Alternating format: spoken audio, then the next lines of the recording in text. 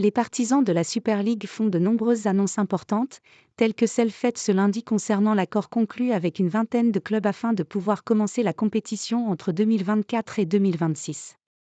La Super League a été autorisée à exister par la Cour de justice de l'Union européenne, qui ne voit rien qui puisse justifier le monopole de l'UEFA ou de la FIFA sur les compétitions de clubs dans le monde. Depuis, la société A22 Sport Management, qui est celle qui défend les intérêts de la Super League, se félicite de cette décision et délivre un discours bien rodé. Malgré le rejet de cette compétition par les clubs et par les supporters, le projet porté par le Real Madrid et le FC Barcelone a de quoi voir le jour. Il connaît même un franc succès dans le football européen, puisqu'A22 Sport Management assure que les positions officielles ne sont en rien celles tenues dans les coulisses.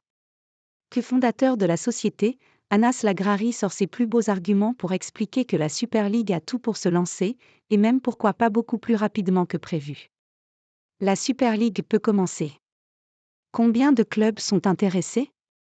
On est très occupé à parler avec les différents clubs, avec des associations de fans, de joueurs et avec des personnes qui sont dans le football au jour le jour. Tous ces gens-là nous appellent pour comprendre mieux ce projet, parce que depuis qu'il est possible et qu'il est légal de proposer une alternative, les acteurs veulent travailler ensemble pour améliorer le football.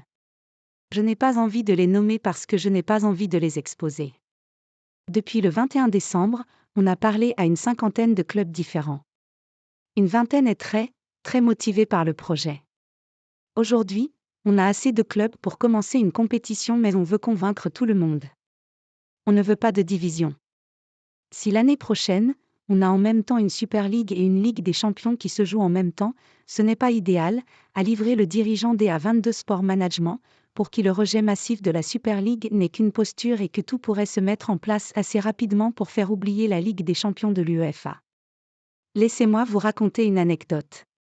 Un club, qui avait donné son accord mais qui a publié un communiqué pour se positionner contre, nous a dit « C'est exactement la même chose que quand on confirme un entraîneur au poste pour le virer dans les semaines d'après. » Dans le football, malheureusement, il y a une telle pression médiatique qu'il faut répondre quelque chose, et puis on répond ce qui est politiquement correct, a expliqué dans Ouest France Anas Lagrari, pour qui sa compétition peut très bien voir le jour en 2024, ou en 2026 au plus tard.